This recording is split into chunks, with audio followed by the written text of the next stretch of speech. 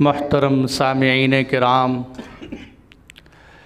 اللہ جل جلالہ کی نعمتوں میں سے ایک بہت بڑی نعمت یہ ہے کہ اللہ جل جلالہ نے سید المرسلین، رحمت للعالمین، شفیع المذنبین، شافع محشر، ساقی کوثر حضرت محمد رسول اللہ صلی اللہ علیہ وسلم کے امتی ہونے کا شرف بن مانگے عطا فرمایا۔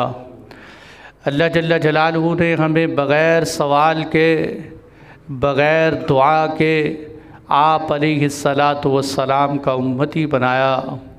میرے دوستو، یہ حقیقت میں اللہ کی بہت بڑی نعمتوں میں سے ایک نعمت ہے، اور اللہ جل جلالہ نے اور آپ علیہ السلام کے فرامین نے ہمیں یہ تعلیم دی ہے کہ انسانوں، تمہارا ایمان اس وقت تک کامل نہیں ہو سکتا جب تک کہ کائنات کی ہر چیز سے زیادہ، ہر رشتے سے زیادہ، ہر شخصیت سے زیادہ اللہ کے نبی سے محبت نہ ہو۔ اسی لیے اللہ جل جلالہ سورہ توبہ میں ارشاد فرماتے ہیں کہ اے ایمان والو، اے پیغمبر، ان سے کہہ دیجئے کہ اگر تمہارے والدین اور تمہاری اولادیں اور تمہاری بیویاں اور وہ مال کے جن کو تم کماتے ہو اور وہ تجارت کے جس کے اندر تمہیں خسارے کا اندیشہ رہتا ہے اور وہ گھر اور بنگلے کے جن میں رہنا تم پسند کرتے ہو، اگر یہ ساری کی ساری چیزیں تمہیں اللہ اور اللہ کے رسول سے زیادہ پسندیدہ ہیں تو پھر انتظار کرو کہ اللہ کا فیصلہ آ جائے۔ یعنی اگر تمہیں کائنات کی ہر چیز اللہ کے نبی سے زیادہ پسندیدہ لگتی ہے اور اللہ کے رسول کے راستے میں جہاد کرنے سے زیادہ پسندیدہ لگتی ہے تو پھر اللہ کے آداب کا انتظار کرو۔ اور آپ علیہ السلام نے کتنا سنہری اصول ارشاد فرمایا کہ تم میں سے کوئی اس وقت تک مومن نہیں ہو سکتا جب تک کہ وہ اپنی اولاد سے زیادہ، اپنے والدین سے زیادہ اور ساری انسانیت سے زیادہ مجھ سے محبت کرنے والا نہ ہو۔ جب آپ علیہ السلام نے یہ ارشاد سنایا تو سیدنا عمر فاروق رضی اللہ تعالی عنہ نے صاف صاف کہا، کہنے لگے، اے اللہ کے نبی، کائنات کی ہر چیز سے زیادہ اور ہر رشتے سے زیادہ، مال و دولت اور کاروبار اور تجارت سے زیادہ آپ سے محبت ہے، لیکن جب میں اپنی جان کو دیکھتا ہوں تو ایسے لگتا ہے جیسے مجھے اپنی جان زیادہ پسندیدہ ہے۔ صحابہ کرام صاف صاف الفاظ کہہ دیا کرتے تھے، معاذ اللہ جھوٹ نہیں بولتے تھے، ایسے نہیں تھا کہ زبان پر کچھ اور ہو دل میں کچھ اور ہو۔ آج میرے دوستو، ہم تقریریں کر کے اور نعتیں پڑھ کر، قوالیاں سن کر اور عشق کے نعرے لگا کر اپنے آپ کو سمجھتے ہیں ہم نے عشق کا حق ادا کر دیا، اور یوں محسوس ہوتا ہے کہ ایسے ایسے الفاظ اور فصاحت بلاغت کے ایسے دریا بہاتے ہیں اور شعراء ایسے شعر کہتے ہیں کہ دیکھنے والا سمجھتا ہے شاید ان سے بڑا عاشق دنیا میں ہے ہی کوئی نہیں۔ وہ لوگ کہ جو اللہ کے نبی کے نام پر پسینے کا ایک قطرہ بہانے کے لیے تیار نہیں، ایسے لگتا ہے جیسے ہی اپنا سارا خون دینے کے لیے اللہ کے نبی کے لیے تیار ہیں۔ میرے دوستو، نعتیں پڑھتے ہوئے بڑا گنگنا کر انسان کہتا ہے، آقا ہمیں بھی مدینے بلا لو، آقا ہمیں بھی مدینے بلا لو۔ آقا کہتے ہیں، بیٹا آجا مدینے، آجا مکہ مکرمہ، آجا حرمین شریفین تیرے لیے کھلے ہوئے ہیں، آجا میرے روضے کی زیارت کے لیے آجا۔ جیب میں مال بھی موجود ہے اور اسباب بھی موجود ہیں، پھر بھی جاتا نہیں ہے اور کہتا یہ ہے کہ آقا ہمیں بھی بلا لے۔ ایسے لگتا ہے سننے والا یہ سمجھتا ہے کہ جیسے یہ بیچارہ جانا چاہتا ہے اور آقا بلاتے نہیں ہیں، حالانکہ جیب میں اسباب سب موجود ہیں، جانے کی کوشش تو کرو، آقا تو بلا رہے ہیں۔ تو حضرت عمر فاروق رضی اللہ تعالی عنہ کے دل میں جو بات تھی صاف صاف زبان سے کہہ دی، کہنے لگے اے اللہ کے نبی، کائنات کی ہر چیز سے زیادہ آپ سے محبت ہے، لیکن دل میں دیکھتا ہوں تو جان پیاری لگتی ہے۔ بعض دفعہ کیا ہوتا ہے کہ انسان کسی سے محبت کرتا ہوتا ہے لیکن اس کی محبت کا احساس انسان کو نہیں پتہ ہوتا۔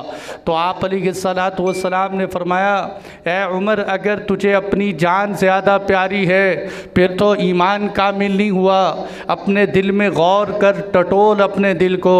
حضرت عمر فاروق رضی اللہ عنہ نے جب اپنے دل میں غور کیا تو غور کرنے کے بعد کہنے لگے کہ ہاں اللہ کے نبی، اب تو ایسے لگتا ہے جیسے آپ مجھے میری جان سے بھی زیادہ پسندیدہ ہیں۔ آپ علیہ السلام نے فرمایا الآن یا عمر، اس وقت تیرا ایمان کامل ہو گیا۔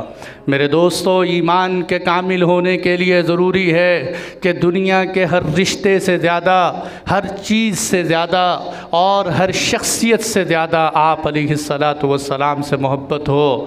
اور الحمدللہ اللہ کا فضل ہے، مسلمانوں نے ہر دور کے اندر اللہ کے نبی صلی اللہ علیہ وسلم سے محبت کی ہے، اور آپ علیہ السلام کے ساتھ ایسی محبت کی ہے کہ آپ تاریخ کا موازنہ کر کے دیکھ لیجئے کہ صحابہ کرام کے باقی نبیوں کے صحابہ کو اور دیگر انبیاء کرام کے معاونین کو دیکھ لیجئے، اور آپ علیہ السلام کے صحابہ اور معاونین کو دیکھ لیجئے۔ میرے دوستو، سچی بات یہ ہے، اور یہ بات ہر انسان کہنے پر مجبور ہو جائے گا، کہ اللہ کے نبی کے جو اصحاب تھے اور آپ کے جو معاونین تھے اور آپ کے جو عاشقین تھے وہ ایسے تھے کہ اس کو دوسرے پیغمبر کے اصحاب اور عاشقین کے ساتھ کوئی نسبت بھی نہیں ہے۔ اس لیے کہ اس وقت دنیا کے اندر 3 پیغمبروں کے ماننے والے پائے جاتے ہیں۔ اس وقت دنیا کے اندر 3 پیغمبروں کے ماننے والے لوگ پائے جاتے ہیں، یا تو حضرت موسیٰ علیہ السلام کو ماننے والے، یا حضرت عیسیٰ علیہ السلام کو ماننے والے، یا حضرت محمد مصطفیٰ صلی اللہ علیہ وسلم کو ماننے والے۔ حضرت موسیٰ علیہ السلام دنیا سے اس حال میں تشریف لے گئے کہ آپ کے ماننے والے اور آپ کی امت اور آپ کی جو قوم تھی وہ اپنی نافرمانی اور سرکشی کی وجہ سے وادی تیہ کے میدان کے اندر 40 سال ادھر ادھر پھرتے رہے، اور حضرت عیسیٰ علیہ السلام جب دنیا سے تشریف لے گئے اللہ تعالیٰ نے ان کو زمین سے آسمان کی طرف اٹھایا عیسیٰ علیہ السلام کو۔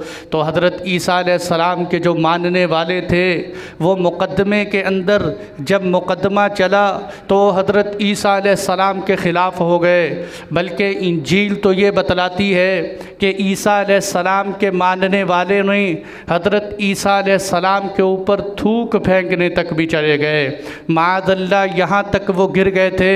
لیکن میرے دوستو، آپ علیہ السلام کے صحابہ اور جان نثاروں کے یوں تو بے شمار واقعات ہیں کہ کس طرح اللہ کے نبی کے اوپر قربانیاں دیں۔ میں صرف آج آپ کو اللہ کے نبی کے جان نثاروں کا ایک واقعہ مثال میں سنانا چاہتا ہوں کہ حضرت زید بن دسنہ جو اللہ کے نبی کے جان نثاروں میں سے ایک تھے، ان کو ظالموں نے دھوکے کے ساتھ گرفتار کر لیا تھا۔ حضرت زید بن دسنہ کو جب ان کو سزا دینے لگے اور سزا بھی اس طریقے سے دینے کا مشورہ کیا کہ تیر، تلوار اور نیزوں کو تیز کر کے کھڑے ہو گئے، اور حضرت زید بن دسنہ کو قریب تھا کہ ان کے جسم کو چھلنی چھلنی کر دیتے اور وہ تڑپتے ہوئے دنیا سے چلے جاتے۔ حضرت زید بن دسنہ سامنے کھڑے ہوئے اس نظارے کو دیکھ رہے ہیں۔ ان بدبختوں میں سے کسی ایک نے کہا کہ اے زید بن دسنہ، کیا تجھے یہ بات پسند ہے کہ تجھے آزاد کر دیا جائے اور تیری جگہ پر حضرت محمد صلی اللہ علیہ وسلم کو سولی پر چڑھا دیا جائے؟ حضرت زید بن دسنہ جو بے بس اور بے سہارا تھے، اپنی موت کو سامنے دیکھ رہے تھے، انہوں نے کہا او ظالموں، یہ تو بڑی دور کی بات ہے کہ مجھے آزاد کر دیا جائے اور اللہ کے نبی کو سولی پر چڑھا دیا جائے۔ میں تو یہ بات بھی گواہ گوارا نہیں کر سکتا کہ مجھے آزاد کر کے میرے بدلے میں اللہ کے نبی کے پاؤں میں ایک کانٹا چبو دیا جائے، میں تو اس کو بھی برداشت نہیں کرتا۔ اللہ کے نبی کے پاؤں کے اندر ایک کانٹا چبھے، میں تو اس کو برداشت نہیں کرتا، اور تم یہ کہتے ہو کہ اللہ کے نبی صلی اللہ علیہ وسلم کو سولی پہ چڑھا دیں گے۔ حقیقت بات یہ ہے کہ آپ علیہ السلام کو اللہ نے جو صحابہ عطا فرمائے وہ کسی پیغمبر کو ایسے صحابہ نہیں ملے، کسی پیر کو ایسے مرید نہیں ملے، کسی استاد کو ایسے شاگرد نہیں ملے، کسی لیڈر کو ایسے کارکن نہیں ملے جو اپنے نبی سے، اپنے پیغمبر سے اور اپنے پیر سے، اپنے استاد سے اس طرح محبت کرتے ہوں جس طرح صحابہ نے اللہ کے نبی سے محبت کی ہے۔ اور میرے دوستو، صرف آپ علیہ السلام کی ذات سے نہیں، اللہ کے نبی کی ذات سے محبت، آپ کی صفات سے محبت، آپ کی سنتوں سے محبت، آپ کی اداؤں سے محبت، آپ کے لباس سے محبت، آپ علیہ السلام کے زلفوں سے محبت، حتیٰ کہ آپ کے منہ مبارک سے نکلنے والے لعاب کو زمین پہ گرنے سے پہلے اٹھانے کی محبت۔ آپ علیہ السلام جن گلیوں میں چلے، مدینہ منورہ کے کوچے کوچے سے محبت تھی صحابہ کرام کو، اس لیے اللہ تعالیٰ نے ایسے ایسے صحابہ کرام آپ کو عطا فرمائے۔ اور میرے دوستو، آج کی اس مجلس میں اللہ کے نبی کی محبت کا تذکرہ چلا ہے، میں آپ کو تھوڑی سی ایک اور چیز کی طرف توجہ دلانا چاہتا ہوں، وہ یہ ہے کہ آپ علیہ السلام کا نام نامی حضرت محمد صلی اللہ علیہ وسلم کو دیکھ لیجئے کہ آپ کا یہ جو نام ہے، آپ کو حیرت ہوگی یہ بات سن کر کہ اس وقت پوری دنیا کے اندر سب سے زیادہ رکھے جانے والا نام محمد ہے۔ پوری دنیا کے اندر سب سے زیادہ رکھے جانے والا نام وہ نام محمد ہے۔ میں صرف پاکستان کی بات نہیں اور انڈیا، بنگلہ دیش اور افغانستان کی بات نہیں، آپ واشنگٹن کو لے جائیے، آپ ڈنمارک کے اندر چلے جائیے، آپ وہاں لندن اور برطانیہ کو دیکھ لیجئے، آپ نیو یارک کے اندر جائیے، ریسرچ اور رپورٹ کے مطابق اس وقت پوری دنیا کے اندر سب سے زیادہ اللہ کے نبی کا نام رکھا جا رہا ہے، سب سے زیادہ رکھے جانے والا نام۔ اور یہودی، آپ یقینی بات ہے کہ یہودی حضرت موسیٰ علیہ السلام کے نام سے محبت کرتے ہوں گے اور کرتے ہیں، عیسیٰ علیہ السلام کے ماننے والے عیسائی حضرت عیسیٰ کے نام سے محبت کرتے ہیں، لیکن یہودیوں کے اندر موسیٰ علیہ السلام کا نام اتنا نہیں، عیسائیوں کے اندر عیسیٰ علیہ السلام کا نام اتنا نہیں ہے جتنا اللہ کے نبی کا نام موجود ہے، جتنا کہ یہ نام محمد ان کے اندر موجود ہے۔ حالانکہ یورپ اور اسی طرح مغربی حکومتیں اس بات سے تعصب کرتی ہیں جس شخص کا نام محمد ہو۔ ایسے بہت سارے واقعات سامنے آئے کہ ان لوگوں کو، ان طلبہ کو اور ان تاجروں کو ویزے نہیں دیے یورپ ممالک نے کہ جن کا نام محمد رکھا ہوا تھا۔ اس تعصب کا مظاہرہ کیا، لیکن سلام ہے ان طلبہ پر اور سلام ہے ان تاجروں پر کہ جنہوں نے امریکہ کے گرین کارڈ اور اس کی نیشنلٹی کو تو چھوڑ دیا لیکن نام محمد سے جدائی کو گوارا نہیں کیا۔ آپ علیہ السلام کے نام کو اپنے ساتھ چمٹائے رکھا۔ اور میرے دوستو، یہ اللہ کے نبی کے نام کی محبت آج سے نہیں ہے بلکہ شروع سے چلی آ رہی ہے۔ ایسے مؤلفین اور مصنفین بھی ہیں جنہوں نے اپنی کتابوں کے اندر ان صحابہ کا نام الگ لکھا ہے کہ جن کا نام محمد تھا۔ المحمدون من صحابہ میں سے وہ کہ جن کا نام محمد تھا، اور ایسے شاعروں کی کتابوں کے واقعات الگ لکھے ہیں کہ جن کا نام محمد تھا۔ المحمدون من الشعراء۔ یہ عجیب بات آپ کو بتاؤں کہ یہ جو سمرقند اور بخارا کہ جہاں کسی وقت مسلمان حکومت کیا کرتے تھے اور اس سمرقند اور بخارا کے اندر اذانوں کی صدائیں اور توحید کے پرچم لہرایا کرتے تھے، اس سمرقند کے اندر ایک قبرستان تھا کہ جہاں کے لوگوں نے کہا تھا کہ اس قبرستان میں اس شخص کو دفن کیا جائے گا جس میں 2 شرطیں پائی جائیں گی۔ اس قبرستان میں اس شخص کو دفن کیا جائے گا جس میں 2 شرطیں پائی جائیں گی۔ پہلی شرط یہ ہے کہ اس شخص کو اس قبرستان میں دفن کیا جائے گا جو محدث ہو یا مفسر ہو۔ کوئی محدث یا مفسر شخص ہو اس کو دفن کیا جائے گا۔ دوسرے نمبر پر اس شخص کا نام محمد ہو۔ یہ دو شرطیں لگائی گئیں۔ اس کے علاوہ کسی اور کو اس قبرستان میں دفن نہیں کیا جائے گا۔ اس آدمی کو دفن کیا جائے گا جس کا نام محمد ہو، وہ محدث مفسر ہو، وہ دین کا خادم یا کوئی مبلغ ہو۔ ان قبرستان والوں نے اس بات کا التزام کیا۔ بڑے بڑے لوگ آئے جو علم اور عمل کے اعتبار سے بڑے اعلیٰ درجے پر تھے، لیکن ان کا نام محمد نہیں تھا، اس لیے ان لوگوں نے ان کو قبرستان میں دفن نہیں کیا۔ میرے دوستو، یہ ایک علاقے کا قبرستان ہے۔ اس قبرستان کے اندر 400 شخصیات ایسی دفن ہیں کہ جو محدث بھی ہیں اور ان کا نام محمد بھی ہے۔ 400 شخصیات ہیں کہ جو محدث بھی ہیں اور مفسر بھی ہیں، جن کو اس قبرستان کے اندر دفن کیا گیا۔ اس سے آپ اندازہ لگا سکتے ہیں کہ یہ نام کتنی کثرت کے ساتھ دنیا میں رکھا گیا کہ صرف ایک قبرستان کے اندر 400 ایسی شخصیات دفن کی گئیں۔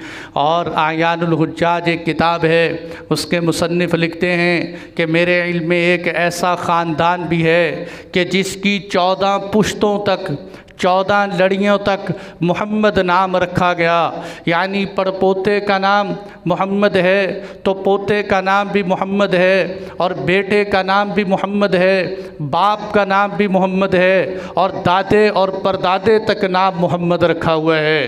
یوں ہی سلسلہ اوپر تک چلا جائے، 14 لڑیوں تک ان کا نام محمد رکھا ہوا ہے۔ حضرت مولانا ابوالحسن علی ندوی بہت پائے کے عالم گزرے، ان کے بڑے بھائی کو اللہ نے 4 بیٹے دیے، محمد نام سے محبت دیکھیے، انہوں نے اپنے 4 بیٹوں کا نام محمد رکھا۔ پہلے بیٹے کا نام محمد اول، محمد ثانی، محمد ثالث، محمد رابع رکھا۔ 4 بیٹوں کے نام محمد کے ساتھ رکھے، پہلا محمد، دوسرا محمد، تیسرا محمد، چوتھا محمد کہہ کر بلایا کرتے تھے۔ اس لیے آج یہ مسئلہ بھی ہمارا حل ہوتا ہے۔ لوگ کہتے ہیں محمد نام نہ رکھا کرو، بے ادبی ہوتی ہے۔ آپ علیہ الصلاۃ والسلام نے ارشاد فرمایا، سمو باسمی، میرے نام کے ساتھ نام رکھا کرو، ولا تکنو بکنیتی، ہاں البتہ میری کنیت کے ساتھ نام نہ رکھو، یعنی ابو القاسم نہ رکھو، جو میری کنیت ہے، کسی اور کی کنیت نہیں ہے۔ نام میرے نام کے ساتھ رکھ سکتے ہیں، اسی لیے محمد نام رکھنا چاہیے کہ بڑی برکتوں والا نام ہے، اور آپ علیہ الصلاۃ والسلام کی محبت کا اس میں اظہار بھی ہوتا ہے۔ اور صرف اکیلا محمد نام رکھ سکتے ہیں، صرف اکیلا نام۔ یہ جو ناموں کو مفرد سے مرکب بنانے کی عادت ہے، یہ ہمارے اجمیوں کے اندر ہے، عربوں کے اندر یہ عادت نہیں تھی۔ وہ صرف ایک نام رکھتے تھے، 2 نام نہیں رکھا کرتے تھے عرب۔ جیسے آپ پیغمبروں کا مطالعہ کیجئے، آدم صرف اکیلا نام، نوح اکیلا نام، ابراہیم اکیلا نام، اسماعیل، اور اسی طرح ابراہیم علیہ السلام کی دوسری لڑی کی طرف چلے جائیں، اسحاق، یعقوب، یوسف، یہ سارے کے سارے جتنے بھی پیغمبروں کے نام ہیں مفرد چلے آ رہے ہیں۔ اور آپ علیہ الصلاۃ والسلام کے نواسے تھے حضرت حسن اور حسین، انہوں نے اپنے نام کے ساتھ محمد حسن نہیں رکھا کہ اللہ کے نبی کا نام اپنے نام کے ساتھ لگا لیں، بلکہ صرف اپنا نام کیا رکھا؟ حسن، اور دوسرے کا نام حسین۔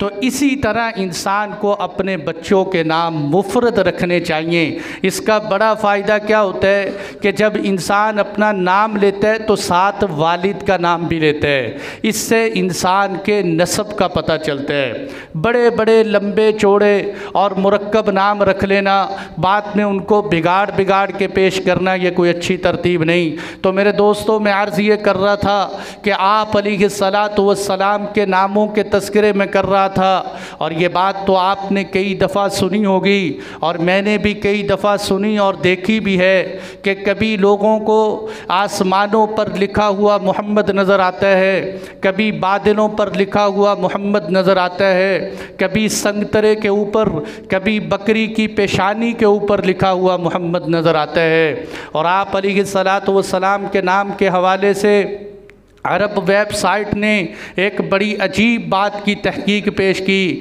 انہوں نے کہا یہ جو احد پہاڑ ہے جس کے بارے میں آپ علیہ السلام نے فرمایا احد یحبنا ونحبہ، یہ احد پہاڑ ہم سے محبت کرتا ہے اور ہم احد پہاڑ سے محبت کرتے ہیں۔ یہ 7 کلومیٹر پر پھیلا ہوا احد پہاڑ انہوں نے لکھا ہے دیکھا جائے تو یہ بھی اس طرح جیسے محمد لکھا ہوا ہے، یہ احد پہاڑ بھی اس طرح ہے جیسے محمد لکھا ہوا ہے۔ انہوں نے باقاعدہ لکیریں کھینچ کر ثابت کیا ہے۔ تو میرے دوستو، محمد نام کو دنیا سے کون مٹا سکتا ہے؟ اس کو مٹانے والے دنیا سے مٹتے چلے گئے۔ جس نے اس چاند پر تھوکنے کی کوشش کی ہے وہ اس کا چہرہ خود ہی بگڑا ہے، بگاڑنے والے دنیا سے چلتے چلے گئے۔ اس نام کو کیسے مٹایا جا سکتا ہے؟ جس کو اللہ نے جگہ جگہ ثابت کر دیا ہو اس نام کو دنیا سے مٹایا نہیں جا سکتا۔ اور میرے ساتھیوں، بات یہ ہے کہ آپ علیہ السلام کی یہ جو محبت ہے صرف ہمارے اندر نہیں۔ دیکھو میں بہت کمزور انسان ہوں، میں اس قابل نہیں ہوں کہ میں ممبر پہ بیٹھ کے گفتگو کروں۔ یہ اللہ تعالیٰ کی تقدیر ہے کہ اس نے مجھے یہاں بٹھایا، اور یہ آپ کا حسن ظن ہے کہ آپ لوگوں نے مجھے بٹھا کر یہاں میری بات سنی۔ میں اللہ کو حاضر ناظر جان کر سمجھتا ہوں کہ آپ میں سے ہر ایک مجھ سے بہتر ہے۔ میں کسی کو اپنے سے ہلکا نہیں سمجھتا، لیکن ایک بات صاف صاف کہتا ہوں کہ اللہ کے نبی کی محبت کے اوپر آپ علیہ السلام کی عشق رسالت کے اندر نہ کسی میرے جیسے مولوی کا نہ کسی اور مولوی کا کوئی اجارہ نہیں ہے۔ اللہ کی ذات جس کو چاہیں اپنے نبی کے عشق سے نواز دیں، جس سے چاہیں اللہ کی ذات کام لے لیں۔ جب اللہ کے نبی کی محبت کے اظہار کا موقع آتا ہے، بعض دفعہ دیکھا ہے بڑے دین کے اعتبار سے دور لوگ بظاہر شکل و اعتبار سے دین سے دور نظر آتے ہیں، لیکن جب قربانیاں دے جاتے ہیں تو پتہ چلتا ہے کہ یہ تو مولویوں سے بھی آگے نکل گئے، اور بڑے بے نمازی نظر آیا کرتے تھے اور مساجد سے دور نظر آتے تھے، لیکن اللہ کے نبی کی رسالت پر قربانیاں دے کر دنیا سے چلے گئے۔ آپ حضرات نے کثرت سے سنا ہوگا، اور یہ بات آپ نے کثرت سے پڑھی، غازی علم الدین شہید کون تھا؟ یہ ایک ترکھان کا بیٹا تھا۔ کون تھا؟ ایک نجار تھا، ایک لکڑیاں کاٹنے والا غازی علم الدین شہید تھا۔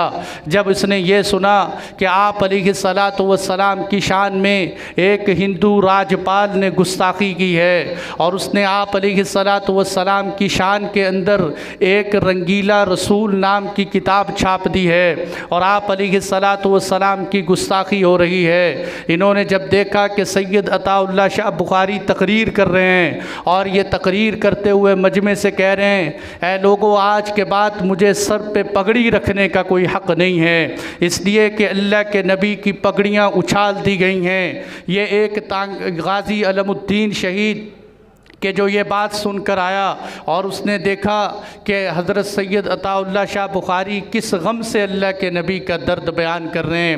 یہ ایک سننے والا سادہ سا آدمی، میں نے یہاں تک بھی تاریخ کی کتاب میں پڑھا ہے کہ یہ پرائمری بھی پاس نہیں تھے، لیکن اللہ کے نبی کا عشق اندر جاگا اور وہیں سے اٹھے۔ ابھی مولوی جلسے جلوسوں میں مصروف تھے، لوگ تقریریں کرنے کے اندر مصروف تھے، غازی علم الدین شہید گئے اور اس ظالم کا قلعہ کما کر دیا، اور اس راجپال کو واصل جہنم کر دیا۔ اور کرنے کے بعد جب ان کا جنازہ اٹھا، ان کا مقدمہ وہاں عدالتوں کے اندر بانی پاکستان قائد اعظم ان کا مقدمہ لڑتے رہے۔ اور میرے دوستو، جب ان کا جنازہ اٹھ گیا، جنازے کے بعد جب قبر میں دفن کر دیے گئے، علامہ اقبال مرحوم نے ان کی قبر پہ کھڑے ہو کر جو جملے کہے تھے وہ مجھے اور آپ کو جھنجھوڑنے کے لیے ہے۔ بڑے سادہ سے جملے کہے۔ انہوں نے کہا ایک ترکھان کا بیٹا آج بازی لے گیا، اور ہم دنیا میں باتیں بناتے رہ گئے، اور ہم شعر و شاعری میں لگے رہے، یہ آج ایک ترکھان کا بیٹا بازی لے گیا کہ اللہ کے نبی کے عشق کے اوپر۔ اور میرے دوستو آج قبر کہاں ہے؟ اس قبرستان کے اندر جس میں بڑے بڑے شیخ القرآن مولانا احمد علی لاہوری جیسے مدفون ہیں، جس میں مولانا موسیٰ روحانی بازی جیسے، انہی کے دائیں بائیں قریب جا کے دیکھو غازی علم الدین شہید آرام فرما رہے ہیں، جو اللہ کے نبی کی رسالت کے اوپر۔ یہ عامر عبدالرحمن چیمہ کون تھے؟ بظاہر ایک نوجوان قسم کا لا ابالی آدمی جو اپنی دنیا کمانے کے لیے جرمن کے اندر گیا، اور تیسرا سمیسٹر اس کا چل رہا تھا، 2 سمیسٹر اپنے پڑھائی کے مکمل کر چکا تھا۔ وہاں 2005 کے اندر سب سے پہلے جب وہاں اللہ کے نبی صلی اللہ علیہ وسلم کی گستاخی کے ڈنمارک نے خاکے شائع کیے، اس کے بعد 2006 کے اندر انہوں نے پھر انہی خاکوں کو چھاپنے کا جب ارادہ کیا، تو یہ وہ نوجوان جو پروفیسر نذیر کا اکلوتا بیٹا تھا، آپ علیہ السلام کی محبت سینے میں جاگی، اور ایک خنجر لے کر اس اخبار کے چیف ایڈیٹر کے اوپر اس نے خنجر سے وار کیا، اور وار کرنے کے بعد جب اس کو واصل جہنم کر دیا گیا، آپ کو جیل میں بھیج دیا گیا، اور جیل کے اندر 3 دن نہیں، 2 دن نہیں، 10 دن نہیں، اللہ کے نبی کی رسالت کی خاطر 44 دن جیل میں رہے، اور 44 دن جیل کے اندر آپ پر تشدد کیا گیا اور بڑی سختیاں کی گئیں۔ وہاں کا جو ہے آفیسر ان سے کہنے لگا کہ آپ کو ایک موقع دیتے ہیں عامر عبدالرحمن، تو یہ بات صرف جرمنی کی میڈیا کے سامنے ایک دفعہ اتنا کہہ دے کہ یہ بات مجھ سے لا علمی میں ہو گئی، یہ بات میں نے جذبات میں کہہ دی، میرا کسی مذہب سے کوئی تعلق نہیں ہے، ہم تجھے بری کر دیں گے۔ وہ عامر عبدالرحمن چیمہ نوجوان اس کی گفتگو سنتا رہا، اور سننے کے بعد شیر کی طرح بپھر کر اٹھا اور اس کے چہرے پہ تھوک کے کہنے لگا، تو کیا کہتے ہے؟ میں نے لا علمی میں کیا؟ نہیں، الحمدللہ میں نے ہوش و حواس کے اندر اپنے ضمیر کی آواز کے اوپر یہ فیصلہ کیا ہے، اور مجھے اس پر فخر ہے، یہ میری ساری زندگی کی کمائی ہے، اور یہ میری بات لوگوں تک پہنچا دے کہ اگر میں رہا کر دیا گیا اور میرے ہوتے ہوئے کسی نے اللہ کے نبی کی گستاخی کی، تو میں اس کا بھی یہی حشر کروں گا جو اس کا کیا ہے۔ یہ نوجوان کے کلمات تھے۔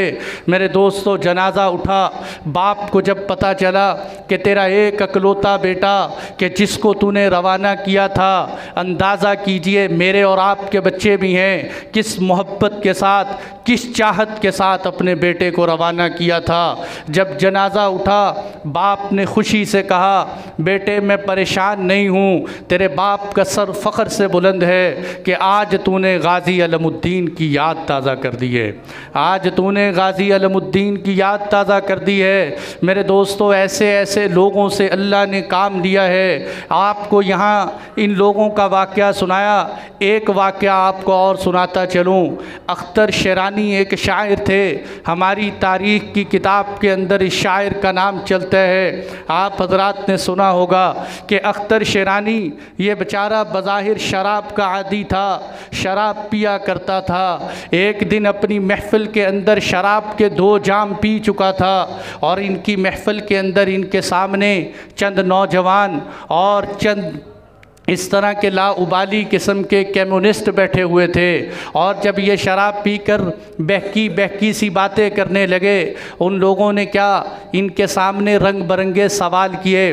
کسی نے کہا کہ وہ افلاطون کون تھے، وہ فلاں کون تھے۔ جب سوال کرتے تو وہ ہر ایک کے جواب کے اندر کیا کہتے وہ کون تھا، وہ تو کل کا بچہ تھا، وہ میرے سامنے کچھ بھی نہیں ہے، میں بہت بڑا شاعر ہوں۔ ان کی ایک کمزوری یہ تھی کہ خود پرست بہت تھے، اپنی تعریف بڑی سننے کے عادی تھے، جس کا بھی نام ان کے سامنے لیا جاتا اسی کے بارے میں کہتے یہ کون ہے، میں تو بہت بڑا شاعر ہوں۔ وہیں ایک نوجوان نے سوچا کہ ابھی ان کو پھسلانے کا موقع ہے، کیوں نہ میں ان کی زبان کو اللہ کے نبی کی گستاخی سے غلیظ کروا دوں۔ اس موقع موقع کو غنیمت جانتے ہوئے اس نوجوان نے کہا کہ اے اختر شرانی، تیرا اللہ کے نبی کے بارے میں کیا خیال ہے؟ آپ علیہ السلام کیسے تھے؟ جیسے ہی اس نے یہ بات کہی میرے دوستو، وہ آدمی جو شراب میں مست تھا فوراً سیدھا ہوا اور جسم کانپ اٹھا۔ وہ جام جو شراب کا سامنے پڑا ہوا تھا اس کو اٹھا کے اس کے سر پہ دے مارا، کہنے لگے اے ظالم انسان، میں گناہگار ہوں لیکن میں اتنا بے ایمان نہیں ہوں کہ میں اس شراب کے منہ کے ساتھ اللہ کے نبی کا تبصرہ کروں۔ کیا تو نے میرے سے میرے ایمان کا آخری سہارا بھی چھیننے کی کوشش کی ہے؟ کیا تو مجھے یہ چاہتا ہے کہ میں قیامت کے دن اللہ کے نبی کی شفاعت سے محروم ہو جاؤں؟ میں ایسا نہیں کر سکتا۔ میرے دوستو، شراب کی اس حالت کے اندر دل میں اللہ کے نبی کی محبت کا ہونا، اس لیے میں کہتا ہوں کہ یہ محبت الہامی ہے، انسان کے اختیار میں نہیں ہے۔ جو اللہ کسی کو کتنی دے دیتا ہے، کسی سے کتنی لے لیتا ہے۔ یہ جو جگر مراد آبادی تھے یہ بہت بڑے شاعر تھے، اور شعر و شاعری کے ساتھ ساتھ شراب کے بھی عادی تھے۔ پھر اللہ نے توبہ کی توفیق دی، اور توبہ کے بعد ایک مرتبہ دوستوں کے ساتھ بیٹھے اور بیٹھ کر پھر شراب کے اندر مصروف ہو گئے، اور پھر جب یاد آئی تو اللہ سے پھر توبہ مانگی اور توبہ کی اور روتے روتے وقت گزارا۔ کسی نے مولانا اشرف علی تھانوی صاحب سے کہا کہ حضرت جگر مراد آبادی نے توبہ کی، پھر شراب پی اور پھر ابھی توبہ کے اندر مصروف ہو گئے۔ انہوں نے بڑی زبردست دو جملے کہے۔ انہوں نے کہا لگتا ہے جگر کا دل ٹھیک ہے لیکن اس کا جگر خراب ہے، اس کا دل ٹھیک ہے لیکن اس کا جگر خراب ہے۔ میں کہتا ہوں آج وہ لوگ جو اعمال سے دور ہیں، میں ان کے بارے میں یہ بات کہنے کی جرت نہیں رکھتا کہ یہ بے ایمان ہیں، اس لیے کہ جو بھی کلمہ پڑھتا ہے اس کے دل میں ایمان ہے، اس کے دل کے اندر عشق رسالت ہے۔ ہاں اتنا ضرور کہتا ہوں کہ جگر خراب ہے۔ اللہ کرے اللہ ان کے دل کے ساتھ ساتھ ان کے جگر کو بھی تندرست کر دے۔ اور کبھی کبھی خدا جانتا ہے دیکھ کر یہ بھی دل میں بات پیدا ہوتی ہے کہ یا اللہ یہ بڑے بڑے گناہوں میں مست رہنے والے جن کے دل کے اندر تیرے نبی کی محبت ہے، اے اللہ ان کے باطن کو ہمارا باطن بنا دے، ہمارے ظاہر کو ان کا ظاہر بنا دے۔ ان لوگوں کو دیکھ دیکھ کر تو میرے دوستو یہ آپ علیہ السلام کی محبت کے چند قصے میں نے آپ حضرات کے سامنے سنائے۔ وقت ختم ہو چکا، ورنہ اللہ کے نبی کی محبت کی علامات بھی بتاتا کہ آپ علیہ السلام سے محبت کی نشانیاں اور علامات کیا ہیں، اور ہمیں کس حد تک اللہ کے نبی سے محبت کرنی چاہیے۔ زندگی رہی تو اس پر انشاءاللہ پھر گفتگو کریں گے۔ وآخر دعوانا ان الحمدللہ رب العالمین۔